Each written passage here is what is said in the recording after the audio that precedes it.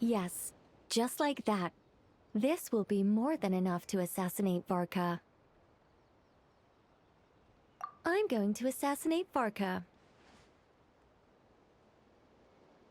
I need ideas for assassinating the Grand Master. I went over this with Alice a long while ago. She stands with me, and has even offered several ideas on how I might take him out. Of all her suggestions, this one seemed the most promising.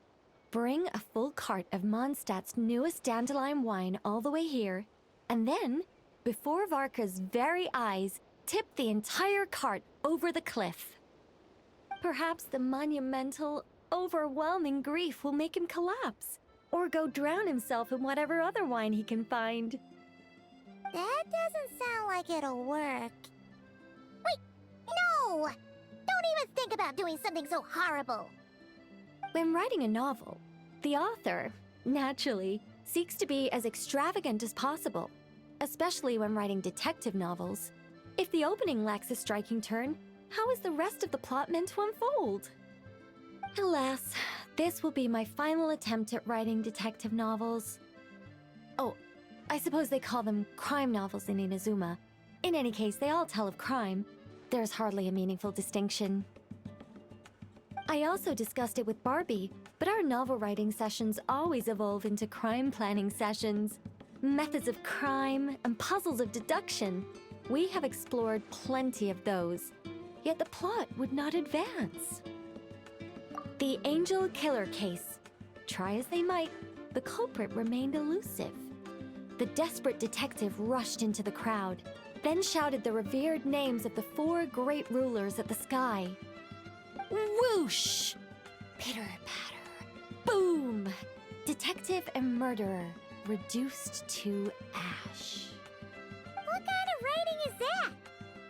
Doesn't that leave no room for deduction at all? Of course there is. It was only through painstaking deduction that the detective finally discovered the names of the 4 great rulers, learning also that shouting them at the sky would inevitably reduce one to ash. My point exactly. Simply deducing who the culprit is has become dreadfully unoriginal. The subject of one's deductions must be something more creative.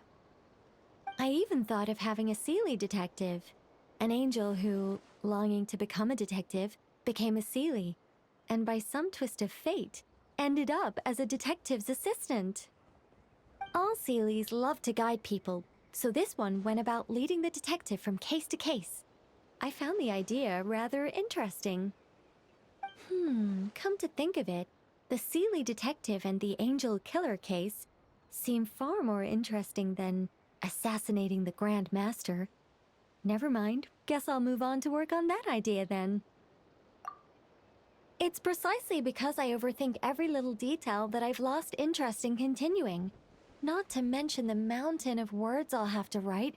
The very thought of penning all those words. Oh, what a hassle. And I can't even get a ghostwriter for this one. I'll just work on the Angel Killer case instead. But how might the detective deduce the truth?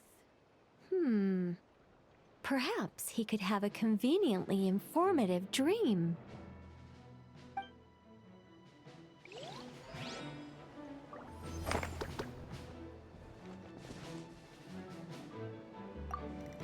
Seelie detective. Hold on. Why not have the Seelie guide that detective to assassinate the Grand Master instead?